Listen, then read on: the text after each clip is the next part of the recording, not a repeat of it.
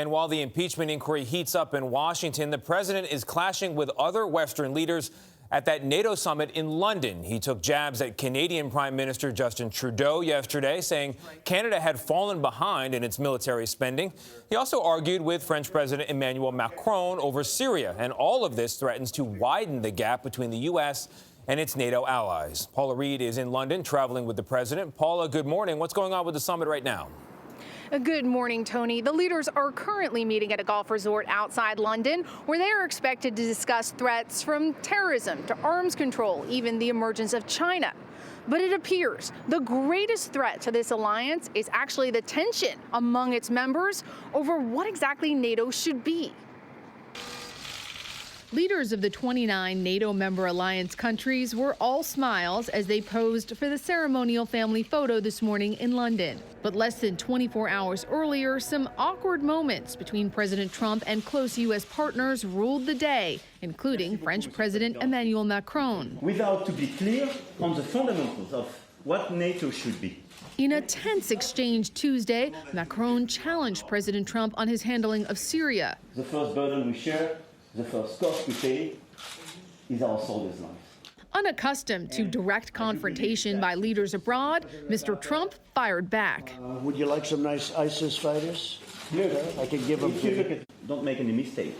Your number one problem are not the foreign fighters. This is the ISIS fighters in the region. This is why he's a great politician, because that was one of the greatest non-answers I've ever heard. For years, Mr. Trump has railed against NATO, calling it obsolete and demanding members pay more.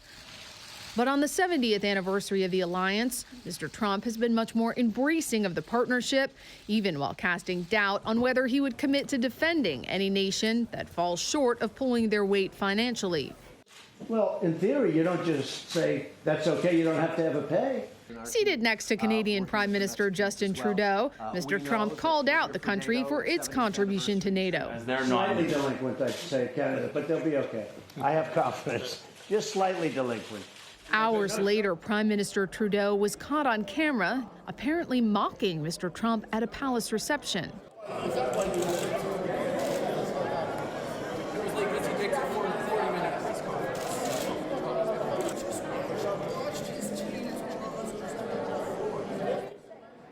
President Trump has just responded to those remarks by Canadian Prime Minister Justin Trudeau. President Trump suggested the Prime Minister was, quote, two-faced, and that he was actually just upset that President Trump jabbed him over Canada's contributions to NATO. Today, the president will host a lunch for other members who have met their financial commitments to the alliance.